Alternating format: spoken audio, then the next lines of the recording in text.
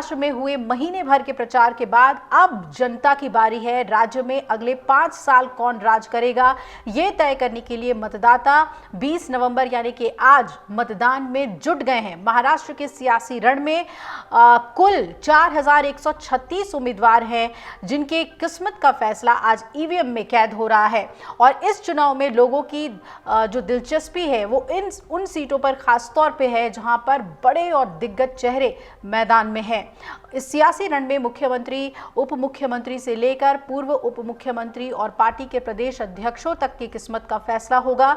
इसके अलावा सियासी रूप से जो काफी प्रभावशाली माने जाने वाले नेता हैं और नेताओं के परिवार के सदस्य इस बार चुनाव समर में उतरे हैं, उस पर भी नजर रहेगी। इस चुनाव में ठाणे जिले की कोपरी पाचपा खाड़ी विधानसभा सीट सबसे प्रमुख सीटों में से एक है। यहां से शिवसेना नेता और मुख्यमंत्री एकनाथ शिंदे चुनाव लड़ रहे हैं।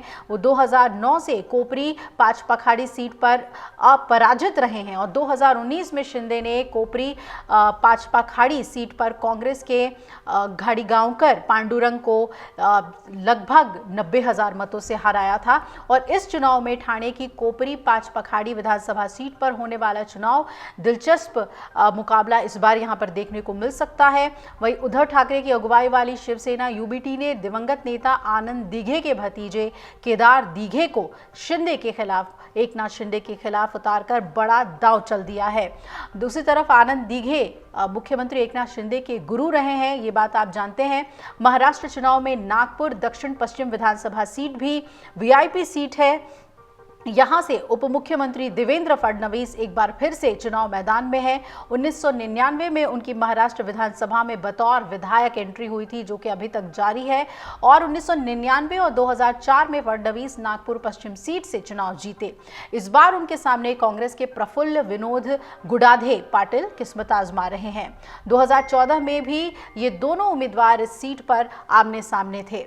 अब बात कर लेते हैं एक और वीआईपी सीट, पुणे की बारामती विधानसभा सीट, जो कि हमेशा की तरह 2024 के महाराष्ट्र विधानसभा चुनाव में भी खास बनी हुई है। ये वो सीट है जहां से कभी महाराष्ट्र के पूर्व मुख्यमंत्री और चाणक्य कहे जाने वाले शरद पवार जीतते थे। हालांकि पिछले 7 चुनाव में बारामती सीट से शरद पवार के भतीजे अजीत पवार जीतते रहे हैं, जो कि अलग रास्ता अपना चुके हैं। और यहाँ के मुकाबले की एक और दिलचस्प कड़ी ये है कि अजीत पवार के सामने उनके भतीजे युगेंद्र पवार खड़े हैं। अब युगेंद्र शरद पवार वाली एनसीपी के उम्मीदवार हैं। इसके अलावा और कौन कौन सी सीटें हैं जो कि वीआईपी हैं, आपको बता दें कि भंडारा जिले में साकोली सीट भी काफ़ी चर्चित सीटों में शुमार है। यहाँ से महाराष्ट्र कांग्रेस के अध्यक्ष नाना पटोले चुनावी मैदान में हैं। इस बार के चुनाव में कांग्रेस के नाना पटोले के सामने साकोली में बीजेपी ने एक दिन पहले आने वाले अविनाश ब्राह्मणकर को अपना चेहरा बनाया। और कुनबी चेहरे के तौर पर देखे जाने वाले अविनाश एनसीपी शरद पवार के भंडारा जिला परिषद के समूह नेता थे। और अहिल्यानगर जिले के संगमनेर विधानसभा सीट के चुनावी मुकाबले पर भी नजर रहेगी। यहां से कांग्रेस के वरिष्ठ नेता और कई सरकारों में मंत्री रहे बाला साहेब थोराट एक बार फिर से चुनाव लड़ रहे हैं। बाला साहेब थोराट के खिलाफ आपको बता दें कि शिवसेना के युवा नेता अमोल खताल उम्मीदवार हैं। सतारा जिले की भी बात कर लें, यहाँ दक्षिण कराड़ सीट पर दिलचस्प मुकाबले की उम्मीद है। यहाँ पर 78 साल के पूर्व मुख्यमंत्री पृथ्वीराज चौहान विधानसभा में लगातार तीसरी बार जीतने के लिए मैदान में उतरे हैं। चौहान को बीजेपी के 41 साल के एमबीबीएस डॉक्टर अतुल भोसले इस बार कड़ी चुनौती दे रहे हैं। वहीं करीब 2.5 साल मुख्यमंत्री की कुर्सी पर रहे उद्धव ठाकरे जहां खुद इस बार चुनाव नहीं लड़ रहे हैं, लेकिन उनके बेटे आदित्य मुंबई की वर्ली सीट से चुनाव लड़ रहे हैं और ये भी बहुत ही अहम सीट है।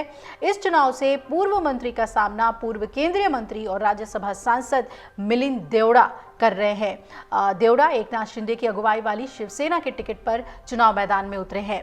तो शरद पवार के पोते रोहित पवार भी एक बार फिर चुनाव मैदान में उतरे हैं।